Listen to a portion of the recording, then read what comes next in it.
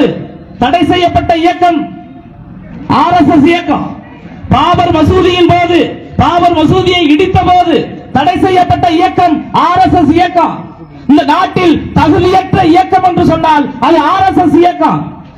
இந்த நாட்டில் தடை செய்யப்பட வேண்டிய தீவிரவாத பயங்கரவாதத்தை கட்டமைத்துக் கொண்டிருக்கிற ஒரு மோசமான இயக்கம் என்று சொன்னால் அது RSS இயக்கம்.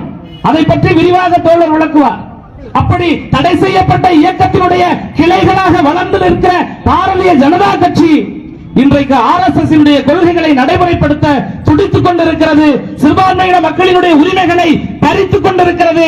ஒடுக்கப்பட்ட மக்களினுடைய உரிமைகளை பறித்துக் கொண்டிருக்கிறது என்று சொன்னால் நாம் எத்தனை காலத்திற்கு இதை வேடிக்கை பார்த்துக் கொண்டிருக்க போகிறோம்? எத்தனை காலத்திற்கு இது போன்ற மேடைகளை போட்டு கண்டன ஆர்ப்பாட்டங்களையும் பொதுக்கூட்டங்களையும் நடத்தி கொண்டு மட்டும் இருக்க போகிறோம்? எதிரிகள் தங்களை பலப்படுத்திக் கொண்டிருக்கிறார்கள். எதிரிகள் தங்களை ஆயுதபாணியாக மாற்றிக் கொண்டிருக்கிறார்கள். எதிரிகள் யாரெல்லாம் ஜனநாயகத்திற்காக குரல் கொடுக்கிறார்களோ நாம் பார்த்தோம். இடதுசாரி எழுத்தாளர்கள் இந்துத்துவ பாசிச பயங்கரவாதத்தை வெளிப்படையாக தோலுரித்து காட்டிய நரேந்திர தபோல்கர் சுட்டு படுகொலை செய்யப்பட்டார்.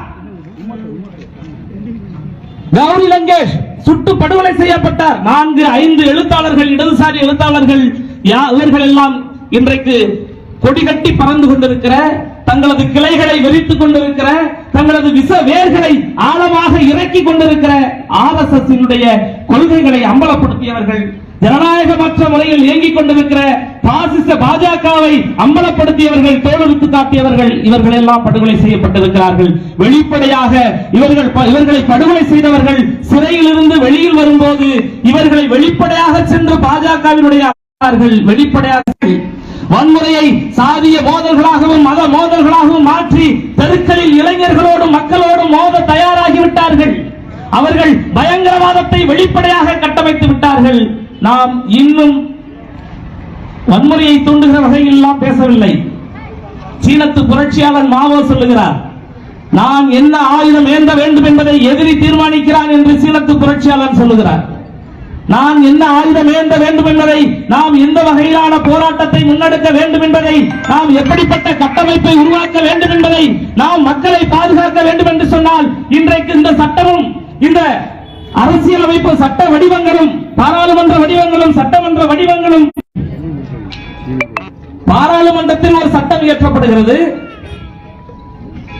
பாபர் மசூதி இடிப்பு வழக்கை தவிர, பாபர் மசூதி வழக்கை தவிர வேறு எந்த கோவில் சார்ந்த சர்ச்சைகளும் மசூதி சார்ந்த சர்ச்சைகளையும் யாரும் முன்னெடுக்க கூடாது. 1947 ஆகஸ்ட் 15க்கு பிறகு என்ன இருக்கிறதோ இந்த நாட்டில், அதாவது 1947 ஆகஸ்ட் 15 என்பதை சுதந்திர தினம் என்று சொல்லுகிறார்கள்.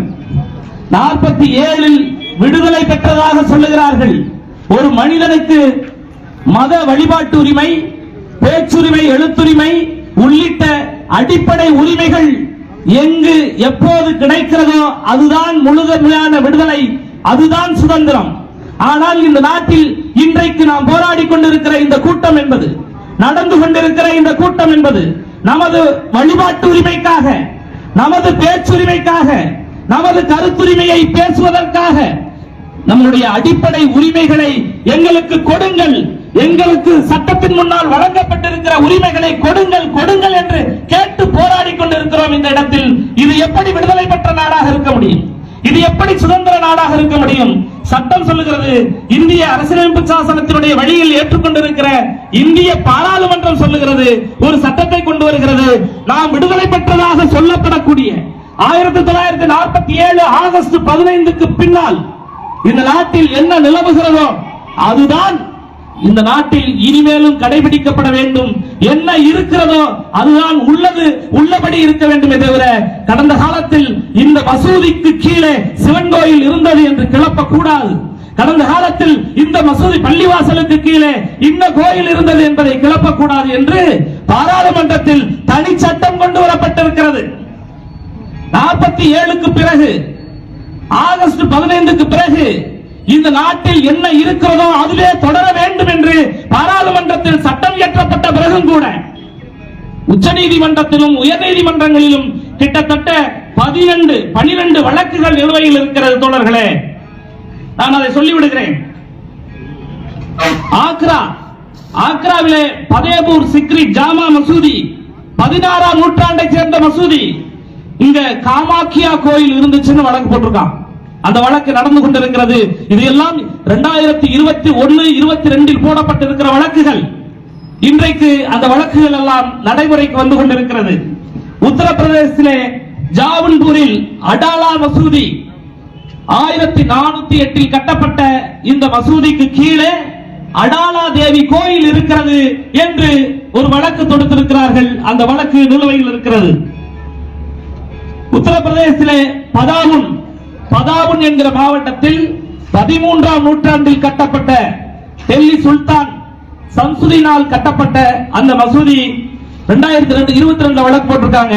அகில இந்திய இந்து மகா சபாவினுடைய ஒருங்கிணைப்பாளர் வழக்கு போறாரு. நீலகண்ட மகாதேவின் கோயில் அகற்றப்பட்டு மசூதி கட்டப்பட்டதாக வழக்கு. 4 உத்தரப்பிரதேசத்துல லக்னோவுல திவாவாளி மசூதி என்கிற ஒரு மசூதி. அந்த மசூதிக்கு கீழே இந்து கோயில் இருக்கிறது, அதை ஆய்வு செய்ய வேண்டும், அந்த மசூதியை இடித்துவிட்டு இந்து கோயிலை கட்ட வேண்டும் என்று ஒரு வழக்கு தொடுக்கப்பட்டிருக்கிறது. அதே போல மத்திய பிரதேசத்திலே தார் மாவட்டத்தில் கமல் மௌலா மசூதி என்கிற மசூதிக்கு கீழே, அது 14ஆம் நூற்றாண்டில் கட்டப்பட்ட அலாவுதீன் கில்ஜியால் கட்டப்பட்ட மசூதி. அந்த மசூதிக்கு கீழே போஜ்வாலா வாக்தேவி என்கிற ஒரு கோயில் இருக்கிறது. போஜ்வாலா வாக்தேவி என்கிற கோயில், அந்த கோயில் இடிக்கப்பட்டுதான் இந்த மசூதி கட்டப்பட்டிருக்கிறது. எனவே இந்த மசூதியை இடித்துவிட்டு மீண்டும் அந்த கோயிலை கட்டித்தர வேண்டும் என்று வழக்கு தொடுத்திருக்கிறார்கள். அதே போல ராஜஸ்தானிலே அஜ்மீர் ஷெரீப் தர்கா, ராஜஸ்தானிலே அஜ்மீருக்கு கீழே இருக்கிறார்கள். அதே போல கர்நாடகாவிலே சிக்மகளூர் பாபா புதன்கிரி தர்கா என்கிற தர்கா. அதே மாதிரி டெல்லியில குதுப்மினாருக்கு கீழே எங்களுக்கு கோயில் இருக்கு, இந்து கோயில் இருந்தது, அந்த கோயிலை மீண்டும் கட்டித்தர வேண்டும் என்கிற கோரிக்கையை வைக்கிறார்கள். கர்நாடகாவிலே மங்களூரு ஜும்மா மசூதி, உத்தரப்பிரதேசத்திலே வாரணாசியில் ஞானவாபி மசூதி. பாபர் மசூதி இடிப்பு தீர்ப்புக்கு பின்னால் முதன்மையாக கிளப்பப்பட்ட அந்த மசூதி பிரச்சனை என்பது ஞானவாபி மசூதி. அதே போல உத்தரப்பிரதேசத்திலே மதுரா ஷாஹி ஈத்கா மசூதி என்கிற மசூதி, அதுவும் இன்றைக்கு இந்திய தொல்லியல் துறையினுடைய கட்டுப்பாட்டில் இருக்கிறது. அது மிகவும் சர்ச்சைக்குரிய ஒரு சூழலாக மாறிக்கொண்டிருக்கிறது. உச்சநீதிமன்றத்தினுடைய வழக்கு பட்டியலில் நிலுவையில் இருக்கிறது அந்த வழக்கு. அதே போல உத்தரப்பிரதேசத்திலே சம்பல், இன்றைக்கு நாம் நடத்தி கொண்டிருக்கிற இந்த போராட்டம் ஜாமா மசூதி, இந்த 12 மசூதிகள் வழக்கும் உயர் நீதிமன்றத்திலும் உச்ச நீதிமன்றங்களிலும் மன்றத்திலும் நிலுவையில் இருக்கிறது. பாபர் மசூதியினுடைய தீர்ப்பு இந்திய அளவில் இருக்கிற இஸ்லாமிய அமைப்புகளும் ஜனநாயக இயக்கங்களும் பல்வேறு அமைப்புகளும் விரும்பியோ விரும்பாமலோ அந்த தீர்ப்பை உச்ச நீதிமன்றத்தினுடைய தீர்ப்பு என்று நாம் ஏற்றுக்கொண்டிருக்கிறோம். பாபர் மசூதி வழக்கில் அண்மையில் நாம் பார்த்துக் கொண்டிருந்த செய்தி, உச்ச நீதிமன்றத்தினுடைய தலைமை நீதிபதி சந்திரசூட் அவர்கள் அந்த நான் எப்படி தீர்ப்பு கொடுத்தேன் என்கிற செய்தியை பதிவு செய்கிறார். பொதுவாக உச்ச நீதிமன்றத்தினுடைய தீர்ப்பு வெளியாகிற போது அந்த தீர்ப்பில் அமர்ந்திருந்த அமர்வில் இருந்த நீதிபதிகளுடைய பட்டியல் அங்கு வெளியிடப்படும். அந்த பட்டியலில் என்ன தீர்ப்பு வெளிவந்திருக்கிறதோ அந்த தீர்ப்பில் நீதிபதிகளுடைய கையெழுத்து வெளிவரும். யார் இந்த தீர்ப்பை எழுதியிருக்கிறார்கள் என்ற செய்தி வெளியிடப்படும். ஆனால் பாபர் மசூதி வழக்கில் அப்படிப்பட்ட நிகழ்வு இல்லை. யாருடைய கையெழுத்தும் இல்லை. அந்த தீர்ப்பை எழுதியவர்கள் யார் என்பதும் இல்லை. அவர்கள் அதை இப்பொழுது வெளிப்படுத்துகிறார்கள்.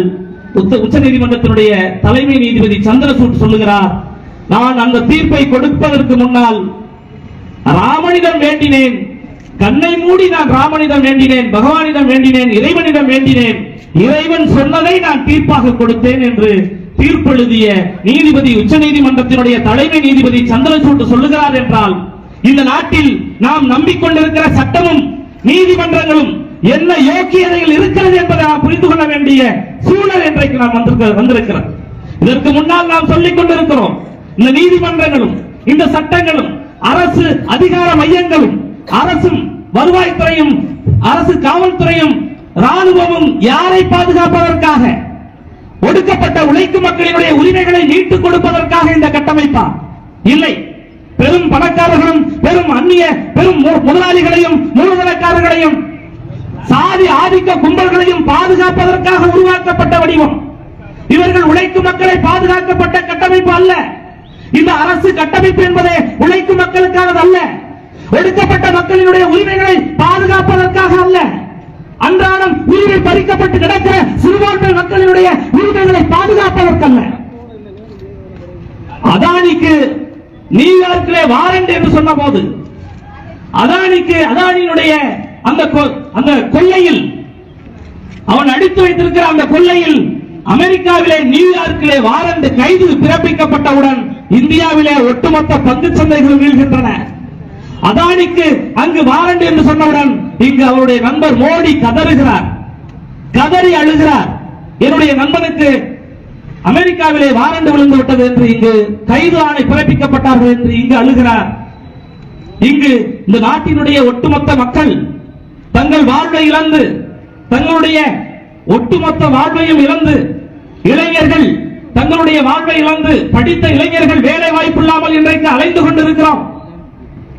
ஒவ்வொரு பகுதியிலும் சாதிய மோதல்களையும் மத மோதல்களையும் தூண்டிவிட்டு மோதவிட்டுக் கொண்டிருக்கிற இந்த அரசு, அதை எதிர்த்து களமாடி கொண்டிருக்கிற இளைஞர்களும் ஜனநாயக சக்திகளும் புரட்சிகர இயக்கங்களும், படித்து முடித்த இளைஞர்கள் எங்களுக்கு வேலை வாய்ப்பு இல்லையே, நாங்கள் என்ன செய்வது என்று கதறுகிற போது நீ பக்கோடா போட்டு வித்துக்க என்று சாதாரணமாக சொல்லுகிற இந்த நாட்டின் பிரதமர், இந்த நாட்டினுடைய பெரும் முதலாளிக்கு ஒரு சிக்கல் வந்து விட்டது என்று சொன்னவுடன் கதறுகிறார் என்று சொன்னால் இவர் யாருக்கான நபர்?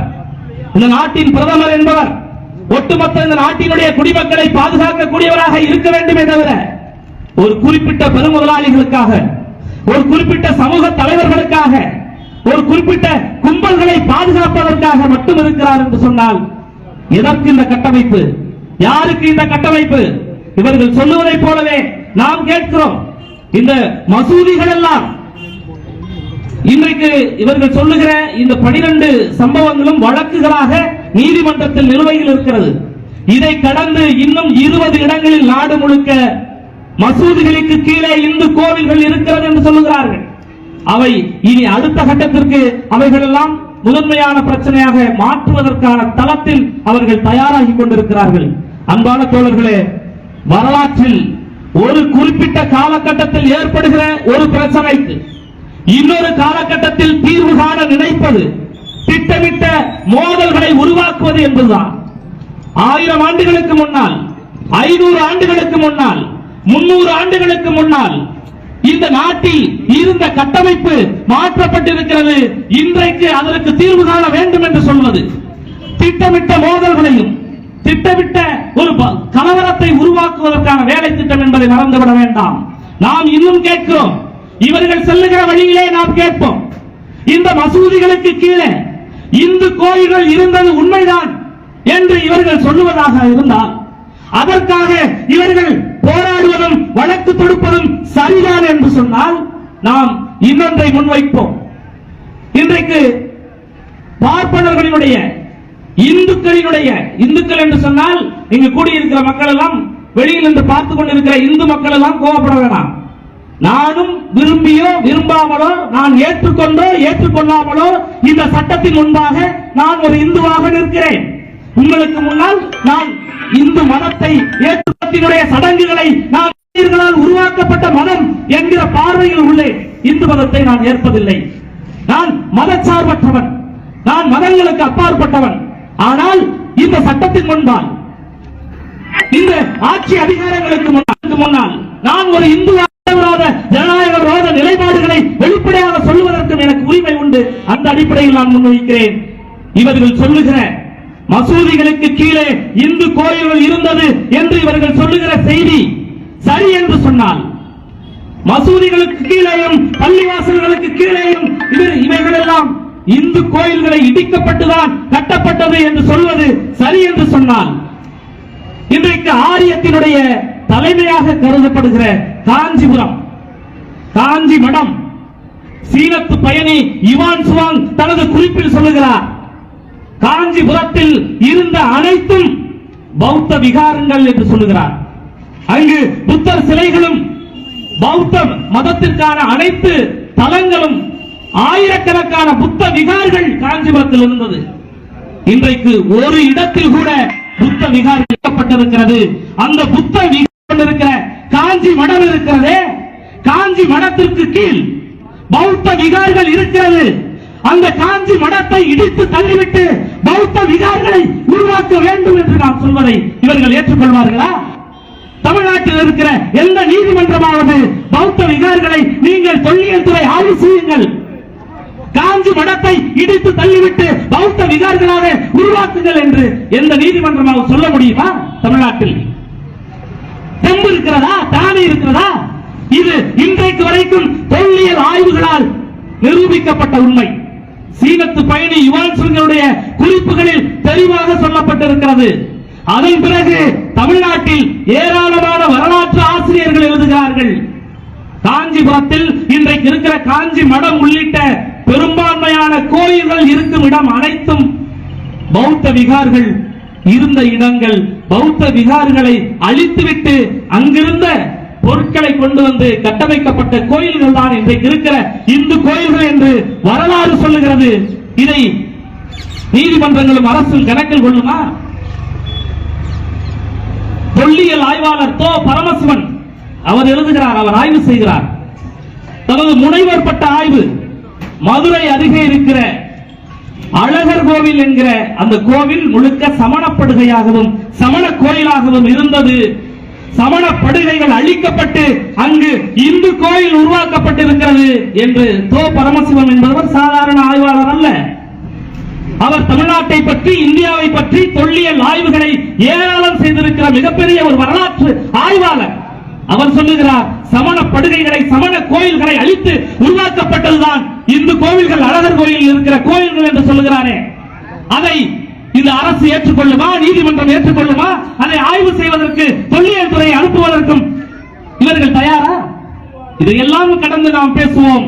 ஸ்ரீரங்கம் கோயில், ஸ்ரீரங்கம் கோயில் திருமாலிசை ஆழ்வாரால் கட்டப்பட்ட ஸ்ரீரங்கம் கோயில். ஸ்ரீரங்கம் கோயில் எப்படி கட்டப்பட்டது என்று தொல்லியல் ஆய்வு சொல்லுகிறது, வரலாற்று ஆய்வாளர்கள் சொல்லுகிறார்கள், தமிழ் இலக்கியங்கள் சொல்லுகிறது. நாகை மாவட்டத்தில் இருந்த புத்தர் சிலையை திருடி கொண்டு வந்து விற்றுவிட்டு அதை உருக்கி அழித்துவிட்டு அதில் வந்த பணத்தால் கட்டப்பட்டதுதான் ஸ்ரீரங்கம். இப்ப நம்ம பேசுவோம், அதுக்கு ஆய்வுகள் இருக்கிறது, ஆதாரங்கள் இருக்கிறது, ஏராளமான கல்வெட்டுகள் இருக்கிறது. ஸ்ரீரங்கம் கோயில் எப்படி கட்டப்பட்டது? அந்த கோயில் புத்தர் சிலையை அழிக்கப்பட்டு உருவாக்கப்பட்ட கோயில். எனவே அந்த இந்த ஸ்ரீரங்கம் கோயிலை அழித்துவிட்டு பௌத்த விகாராக மாற்றிவிடலாம் என்று சொல்லலாமா? இது திட்டமிட்டு உருவாக்கப்படக்கூடிய மோதல்கள், திட்டமிட்டு உருவாக்கப்படக்கூடிய வன்முறை, திட்டமிட்டு இந்தியத்தை ஆண்டு கொண்டிருக்கிற இந்துத்துவ பாசிச பயங்கரவாத அரசால் திட்டப்பட்டு உருவாக்கப்படக்கூடிய ஒரு மோதல், பயங்கரவாதம், வன்முறை. இந்த மசூதிகளுக்கு கீழே இந்து கோவில்கள் இருந்தது என்பது மிகப்பெரிய மோசடி, அயோக்கியத்தனம், சட்டவிரோதம், ஜனநாயக விரோதம் என்பதை இங்கு நான் பதிவு செய்ய விரும்புகிறேன். அன்பான தோழர்களே, இன்றைக்கு இந்துத்துவ பாசிச பயங்கரவாத அரசு, RSS தலைமையில் இயங்கிக் கொண்டிருக்கிற இந்த அரசு மிகப்பெரிய ஒரு சதியை செய்து கொண்டிருக்கிறது. மணிப்பூரில் நடந்து முடிந்திருக்கிற இவ்வளவு பெரிய அழிவுக்கு பின்னால், பயங்கரவாதத்துக்கு பின்னால் நீதித்துறையினுடைய மோசடி இருக்கிறது என்பதை நாம் புரிந்து கொள்ள வேண்டும் தோழர்களே. அங்கு உயர்நீதிமன்றத்தினுடைய நீதிபதியாக சென்றவர் தான் அங்கு இருக்கக்கூடிய இரண்டு இன மக்களுக்கு இடையிலான மோதலை தூண்டி இவ்வளவு பெரிய கலவரத்தை நடத்தி இருக்கிறது அங்கு மணிப்பூரிலே. எனவே இந்த பாசிச பயங்கரவாத கூட்டம் இன்றைக்கு வேறு வடிவில் சென்று கொண்டிருக்கிறது. இந்துத்துவ பாசிசத்தை, RSS கொள்கைகளை, மதவாதத்தை, மதவெறியை நடைமுறைப்படுத்துவதற்கு சட்டப்படியான வழியை அவர்கள் கையாளுகிறார்கள். நீதிமன்றங்களின் வாயிலாக, நீதிபதிகளின் வாயிலாக நடந்தேறிக் கொண்டிருக்கிறார்கள், அரங்கேற்றிக் கொண்டிருக்கிறார்கள். அதனுடைய வெளிப்பாடுதான் இன்றைக்கு அந்த உத்தரப்பிரதேசத்தில் நடந்திருக்கிற இந்த மோதல் என்பதும் ஒரு நீதிபதியினுடைய தீர்ப்பு ஆய்வு செய்ய வேண்டும் என்கிற ஒரு ஆய்வுக்குழுவை அனுப்பிய நீதிபதியினுடைய தீர்ப்பின் வழியாகத்தான் இதெல்லாம் இருக்கிறது. எனவே சட்டப்படி என்று நாம் நம்பிவிட்டோம் என்று சொன்னால் நம்முடைய ஜனநாயக உரிமைகள் பறிக்கப்படுகிறது. சட்டப்படி நாம் நினைத்துக் கொண்டிருக்கிறோம். பாராளுமன்றத்தில் போடப்பட்ட சட்டத்தின்படி 47க்கு பின்னால் இனிமேல் எந்த மசூதி சர்ச்சைகளையும் ஏற்படுத்த மாட்டார்கள் என்று பாராளுமன்றத்தை மாற்றத்தை நம்பிக்கொண்டிருக்கிறோம், நாம் எதிர்பார்த்துக் கொண்டிருக்கிறோம். ஆனால் இவர்கள் பாராளுமன்றத்தினுடைய விதிகளை மீறி, சட்டங்களை மீறி, அரசியலமைப்பு சாசனத்தினுடைய விதிகளை மீறி, அனைத்து சட்ட விதிகளுக்கு மாறாக, சட்டவிரோதமாக, ஜனநாயக விரோதமாக இவர்கள் சிறுபான்மையின மக்களுக்கு எதிராக, உழைக்கும் மக்களுக்கு எதிராக, ஒடுக்கப்பட்ட மக்களுக்கு எதிராக களமாடிக் கொண்டிருக்கிறார்கள். இவர்களை நாம் எதிர்கொள்ள வேண்டும் என்று சொன்னால், இவர்கள் வழியில் எதிர்கொள்வதற்கு நாம் ஜனநாயகமாக, ஜனநாயக இயக்கங்கள் கைகோர்ப்போம். இது நாட்டில் ஒடுக்கப்பட்டு உரிமைகள் இழந்து நிற்கிற உழைக்கும் மக்கள் எல்லாம் ஒன்று திரள்வோம். ஜனநாயகத்திற்காக களமாடிக் கொண்டிருக்கிற புரட்சிகர இயக்கங்களை எல்லாம் ஒன்று திரட்டுவோம். நமக்கான உரிமைகளை, நமக்கான விடுதலையை, ஜனநாயக விரோதமாக நடந்து கொண்டிருக்கிற இந்த ஆட்சி அதிகாரத்தை அப்புறப்படுத்த துடை தெரிய ஜனநாயக சக்திகளாக ஒன்று திரள்வோம். நாம் வென்று படைப்போம்.